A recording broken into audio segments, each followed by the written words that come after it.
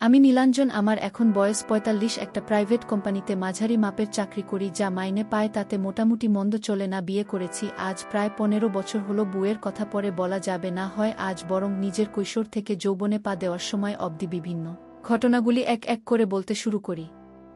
আমি স্কুল লাইফে খুব ইন্ট্রোভার্ট ছিলাম, যাকে বলে চুপচাপ ভালো ছেলে গোছের, কিন্তু যা হয় ভেতরের কামের তাড়নাটা কোনোভাবেই কম ছিল না। তখন ক্লাস পড়ি একটা নাইট কলেজে, পড়াশোনায় মন কম ছিল, আর দিনের বেলা পড়া ছাড়া সেরকম কিছু করার অবকাশও ছিল না। কারণ তখন না ছিল মোবাইল, আর বন্ধুরাও দিনের বেলা কেউ থাকত না। তাই একটু বেলা হলে রাস্তায় বেরিয়ে একটু ঘুরে টুরে এদিক ওদিক দেখে মেয়েদের দূর থেকে দেখে টেখে বাড়ি চড়েই আসতাম। কোনো প্রেমিকা গার্লফ্রেন্ড এসব তো ছিল না। রাস্তা বাড়ির আশেপাশে মেয়ে, বউ, কাজের লোক, ইয়াং কাজের মেয়েগুলোকে দেখতাম, আর সব কিছু পর্যবেক্ষণ করে যেতাম। এরকম দিন যেতে যেতে একদিন একটা ব্যাপার ঘটল যে হাউসিং-এ থাকতাম, তার পাশের হাউজিংয়ে একটা ফ্ল্যাটে ৩ তলায় বারান্দায় একটা কাজের মেয়েকে প্রায় দেখতে পেতাম। বয়স আন্দাজ ১৮ হবে, একটু বেটে খাটো, গায়ের রং চাপা, একটা মোটা বিনুনি, আর মুখটা মিষ্টি। কিন্তু যেটা আমার চোখ টানত বেশি করে সেটা হলো ওর চালচলন। ৩ তলায় দাঁড়িয়ে থাকত রাস্তার ধরে ফ্ল্যাট, আর আমি বাইরের রাস্তা দিয়ে হাঁটতে হাঁটতে মাঝে মাঝে তাকাতাম, দেখত, কিন্তু কোনো অভিব্যক্তি চোখে পড়ত না ওর। এর দিকে তাকিয়ে ভাবতাম, একে পটালের দারুণ আনন্দ হবে। রাস্তাঘাটে মেয়েটাকে ফলো করতে শুরু করলাম।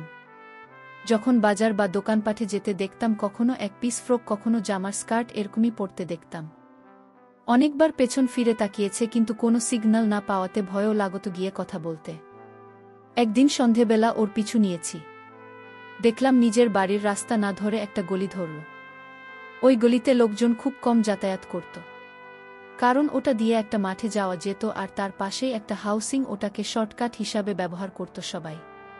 তবে বেশি লোক যেত না। পেছন হাঁটছি, একটা নীল স্কার্ট আর কালো রঙের টপ পরেছে, আস্তে আস্তে হাঁটছে।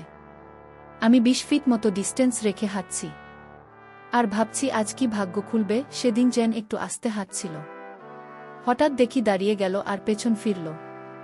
আমি তো ভয়ে থেমে গেছি, ভাবছি কেস খাবো নাকি। দূর থেকে আসতে বলে উঠল, এই যে শোনো। আমি তো ভয়ে ভয়ে কাছে গেছি, বলে উঠলাম, কি? ও বলল, তুমি রোজ আমার পেছন পেছন আসো, বারান্দায় দাঁড়ালে নিচ দিয়ে যাও, কিছু বলবে আমাকে? আমি আমতা আমতা করলে লাগলাম। ও বলল, উফ ভীতু কোনো এত। আমার নাম মান্তু, কোনো বাড়িতে কাজ করেই তো জানোই, তুমি তো ভালো বাড়ির ছেলে, তো আমার পেছনে কি করছো? যদি কিছু বলার থাকে বলে ফেলো, আমার দেরি হচ্ছে। আমি বললাম, তোমার সাথে বন্ধুত্ব করতে চাই, কিন্তু বলতে ভয় পাচ্ছিলাম। ও বলল, কেন, ভয় কিসের? আমি বললাম, না মানে যদি তুমি কিছু বলো। ও বলল, ও বুঝলাম না, আমার ভালোই লাগবে। বন্ধু হলে পরশুদিন দুপুর ১২টার পর একটু বাড়ির রাস্তার নিচে এস, তখন কেউ থাকবে না বাড়িতে। আমার তো মন নেচে উঠেছে শোনে, কিন্তু সেটা চেপে রাখলাম। সামনে বললাম, বেশ, আমি নীল একটা হ্যান্ডশেক করব। মান্তু হাতটা বাড়ায়, আমি হাতটা মুঠো করে ধরে হ্যান্ডশেক করি। আমি একটু কাছাকাছি এসে যাই, এদিক ওদিক দেখি কেউ আসছে কিনা। দেখলাম না, আশেপাশে কেউ নেই। হাতটা ধরে আরও কাছে এসে ফিসফিস করে বলি, আমরা বন্ধু তো, আজ থেকে অনেক গল্প করব। ওর চোখেও যেন কাম দেখতে পাই। নিঃশ্বাসটা ভারী হচ্ছে, বুঝতে পারি আসতে বলে ওঠে। হ্যাঁ করব তো। আমার সাহস বাড়ে যায়, একটু দুষ্টুমি করি ওর সাথে। মান্তু বলল, ইস কি অসভ্য এত তারা। পরশুদিন যেটা বললাম করো, বুঝেছ? আমার দেরি হচ্ছে এখন, বকা খাব, যাই। আমি সম্মতি জানিয়ে আর একটু দুষ্টুমি করলাম। ওর তারা আছে বলে দৌড়ে চলে যায়, আর আমি ওর দৌড় দেখতে দেখতে ভাবি, ভারী মিষ্টি মেয়েটা। একটা জিন্স আর একটা টি শার্ট চাপিয়ে, গায়ে পারফিউম মেরে রাস্তায় যেতে যেতে ২টা ছোট ৫টার চকলেট কিনলাম। ওকে খুশি রাখতে হবে তো। রাগিনী সিনেমা পৌঁছাতে ৩:৩০ বেজে গেল। বাইরে থেকে ২টা বড় বাংলা চিপসের প্যাকেটও কিনেছি। দোতলার টিকিট কাটলাম। দেখলাম খুব বেশি হলে ১০-১২টা সিটা বিক্রি হয়েছে। টিকিট অপেক্ষা করতে থাকলাম। ভাবলাম ও আসবে তো, তখন তো খরচ পকেট মানি দিয়ে চলত, অযথা বাজে খরচ নয় তো। চুল হবে তো। সিনেমা চলছিল, বাবা কোনো চাকরতা যাই চলুক, তা দিয়ে তো আমার মাথা ব্যথা নেই। আমার উদ্দেশ্য অন্য কিছু। আরে ওই তো রত্না না, একটা কালো রঙের স্কার্ট পরেছে, আর উপরে ডিপ ব্রাউন জামা, বোতামগুলো কালো। অন্ধকারে এই কালার তো আরও ভালো। কাছে এল, রত্না সহজেই পুটিয়ে ফেলেছি।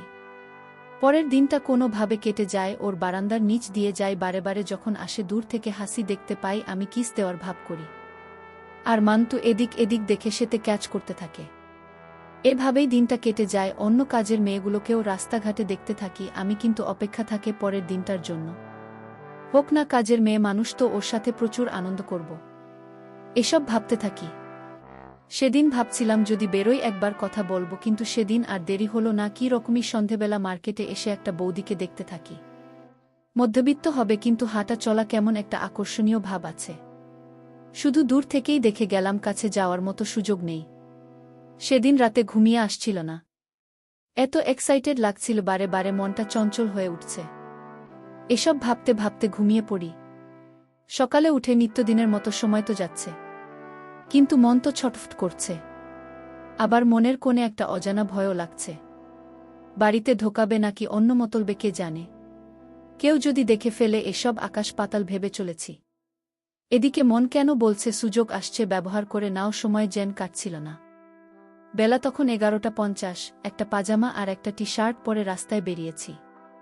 পাশের হাউসিং মান্তুদের বিল্ডিং এর নিচের রাস্তায় ঘোরাফেরা করছি। আর ফাঁকা তালে ওদের বারান্দাটা দেখছি, কেউ নেই। তখনও ভাবছি মেয়েটা আসবে তো, কেন ডাকল।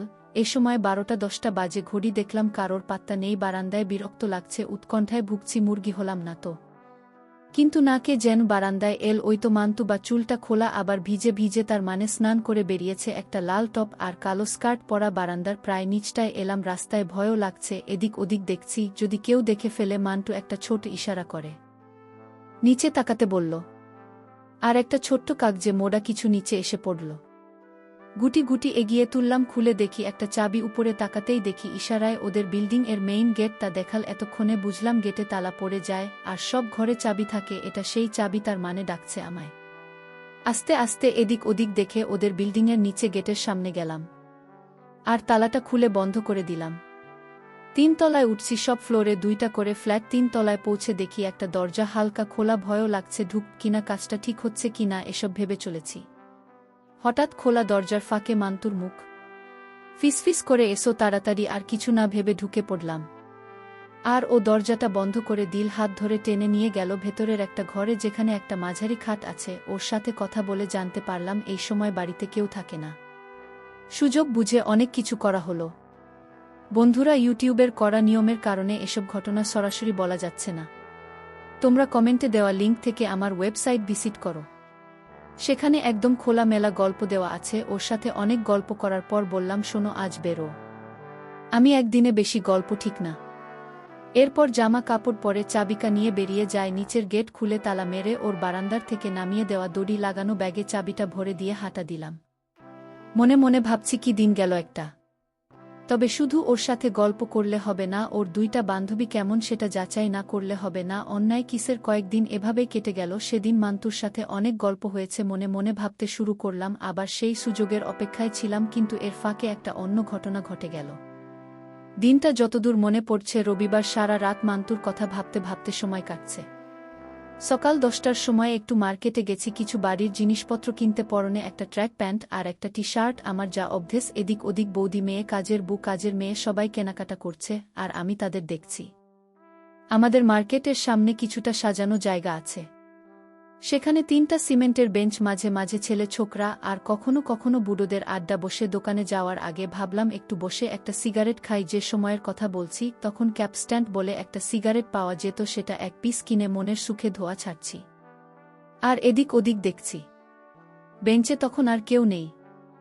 হঠাৎ চোখ পড়ল একটা মেয়ের দিকে। চেনা মুখ। মান্তু দেন হাউসিং এ ঢুকতে রেখেছি। আগে বয়স হয়তো 18-19 হবে। গায়ের রং বেশ কালো। চুলটা একটা পনিটেল করা, সালোয়ার কামিজ পরেছে আর একটা ওড়না গলায় পেছানো। কামিজের সামনেটা একটু কাটা। দেখতে খুব সুন্দরী নয়, কিন্তু একেবারে কুৎসিত নয়। কালো কাজের মেয়েদের আমার খুব ভালো লাগে। ওর পেছন পেছন হাঁটতে লাগলাম। একটু দূরত্ব রেখে মার্কেট পেরিয়ে একটা গলি আছে, যেটা দিয়ে মেন রাস্তায় গিয়ে অন্য ব্লকের আরেকটা মার্কেট পড়ে। মনে হচ্ছে সেখানেই যাচ্ছে। থাকতে হাঁটতে দেখলাম ও অন্য মার্কেটে ঢুকল, আর আমি অপেক্ষা করতে লাগলাম। মিনিটে 10 পর দেখি আসছে। চুলটা একটু ঠিক করে নিয়ে তাকালাম। চোখে চোখে পড়ল। তাকিয়ে আছি। চোখের দিকে মুখ টিপে একটা হাসি দিয়ে আমাকে পেরিয়ে আবার হাঁটতে শুরু করল। আমার ভারী আনন্দ হলো। ও কি আমাকে সিগন্যাল দিচ্ছে? আর একটু ফলো করি। ওমা, অবাক কাণ্ড! আগে যে স্পিডে হাঁটছিল, এখন দেখি তার থেকেও আস্তে হাঁটছে। আমার একটু নার্ভাস লাগছিল। মাঝে সেই সরু গলিটা পড়ল, আবার যেটা দিয়ে আমাদের মার্কেটের রাস্তা। ব্যবধান তখন 10 ফিট মতো দুজনের। গলিতে আর কেউ নেই। ভাবছি ডাক কি না, আবার মনে ভয়ও আছে যদি ভুলভাল কিছু বলে দেয় বা চেঁচামেচি করে তাহলে তো ঝামেলা হয়ে যাবে। এসব রাস্তাঘাটের ব্যাপারে একটু সাবধান থাকা ভালো। হঠাৎ দেখি ও দাঁড়িয়ে পড়ে, পেছন ঘুরল একটা শীতল স্রোত যেন বয়ে বাল আমার শরীরে। ওর মুখে সে মুচকি হাসি আর চোখে যেন অন্য কিছু। মেয়েটা বলল, তুমি তখন থেকে আমার পেছন পেছন আসছো কেন? আসতে করে 3 ফুট দূরত্ব রেখে জবাব দিই আমি বললাম না মানে কিছু বলে ও বলল, আমাকে বলবে। আমাকে কি বলতে চাও? সাহস একটু বাড়ল আমার। আস্তে করে একটু ফিসফিসিয়ে বলে উঠলাম, তোমাকে অনেক দিন ধরে দেখি। আমি ভাবছিলাম বন্ধুত্ব করবে কিনা। ও বলল, তুমি তো আমার পাশের হাউসিংটায় থাকো তাই না? আর আমি মান্তুদের হাউসিং-এ থাকি। মন্টুকে তো নিশ্চয় যেন ওর বারান্দার নিচ দিয়ে যাওয়া আসা করো, তাকাও দেখতে পেয়েছি কয়েকবার। তো আমাকে কেন বন্ধু করার ইচ্ছে হলো? আকাশ পাতাল ভাবনা আমার মনে গিজ গিজ করছে। তখন বললাম, দেখো তুমি ভুল দেখনি, কিন্তু তার একটা কারণ আছে। ও বলল, শনি কি কারণ? বললাম, আসলে ভেবেছিলাম মান্তুর সাথে আলাপ করে ওর সাহায্য নিয়ে তোমার সাথে আলাপ করব। ও বলল, ও বাবা একজনের সাথে আলাপ করবে, তারপর সে আলাপ করিয়ে দেবে। ভেবেছ কোনো ভিতর দিনই নাকি? তুমি নিজেই তো কথা বলতে পারতে, তা আজকে কি করে পারলে? আমি বললাম, না মানে আসলে আমি। ও বলল, থাক হয়েছে, দৌড়, বুঝে গেছি। ঠিক আছে, আমার বন্ধু হতে আপত্তি নেই, কিন্তু তোমার বন্ধু বান্ধবেরা যদি তোমার সাথে আমাকে কথা বলতে দেখে তখন তো তুমি নিচে মুশকিলা পড়বে তাই না? আমি একটা বাড়িতে কাজ করি, তুমি তো আর তা নাও। বললাম, আরে আমরা না হয় একটু সাবধান হয়ে যাতে কেউ না দেখে সেইভাবে কথা বলব, কেউ যাতে না জানে, তোমার বন্ধু মান্তু যাতে না জানতে পারে। ও বলল, আচ্ছা ঠিক আছে। আমি রবিবার দিন সকালে কাজ সেরে বিকেলে বাড়ি চলে যাই, এক রাত বাড়িতে থেকে আবার পরের দিন সকালে ফিরে আসি। আর সপ্তাহের বাকি দিন আমি সব সময় বৌদির কাছে থাকি। দিন রাতে আমি বললাম, আচ্ছা বেশ, এই শোনো, তুমি তো আজ বাড়ি যাবে, বিকেলে দেখা করবে আমার সাথে। ও বলল, কখন, কোথায়? আমাকে সেই বুঝে বেরোতে হবে তো। বললাম, শোনো না, বিকেল 4টায় রাগিনী হলে একটা বাংলা বই চলছে, ওটা তো বেলেঘাটার শেষ দিকে, আমরা একসাথে সিনেমা দেখব, তারপর তুমি বাড়ি চলে যাবে, গল্প গুজব হবে।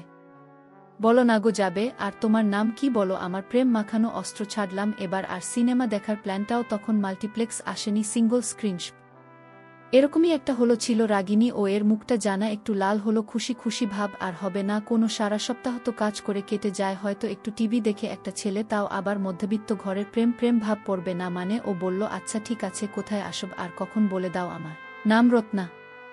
এই রে, এটা তার মানে সেই মান্তুর বান্ধবী রত্না। আমি বললাম, রাগিনীর সামনে এসো, ঠিক 3:45 আমি টিকিট কেটে রাখব। আমার নাম নীল। আর শোনো, তুমি স্কার্ট জামা পরো? বলল, হ্যাঁ পরি, তোমার পছন্দ? বললাম, ভীষণ গো, আর তোমাকে ভীষণ সুন্দর লাগবে, আমি অপেক্ষায় থাকব। এরপর তাড়াতাড়ি দোকানের জিনিসগুলো কিনে বাড়ির রওনা হলাম।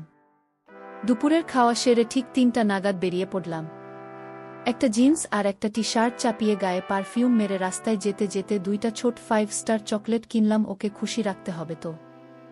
রাগিনী সিনেমা পৌঁছাতে 3:30 বেজে গেল। বাইরে থেকে 2টা বড় বাংলা চিপসের প্যাকেটও কিনেছি। দোতলার টিকিট কাটলাম, দেখলাম খুব বেশি হলে 10-12টা সিটেই বিক্রি হয়েছে। টিকিট অপেক্ষা করতে থাকলাম।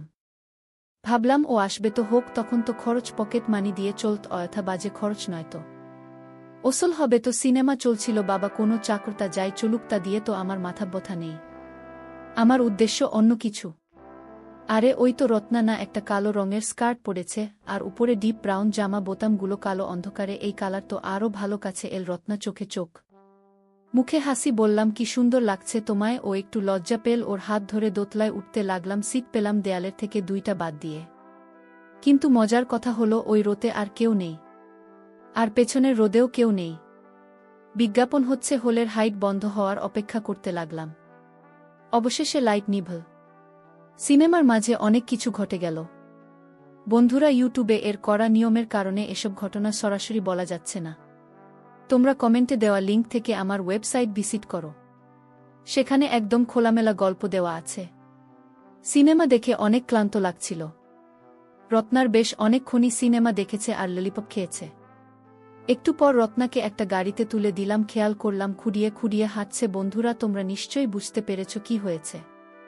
যাই হোক, রত্না চলে গেল। আমি আরামে শীষ দিতে দিতে একটা সিগারেট ধরিয়ে বাড়ির পথে হাঁটা দিলাম। বন্ধুরা, ইউটিউবের গল্পগুলো শুনে মজা না পেলে আমার ওয়েবসাইটে দেওয়া গল্পগুলো শুনতে পারো। সেখানে প্রতিদিন খোলামেলা গল্প আপলোড করা হয়। কমেন্টে ওয়েবসাইটে লিংক দেওয়া আছে।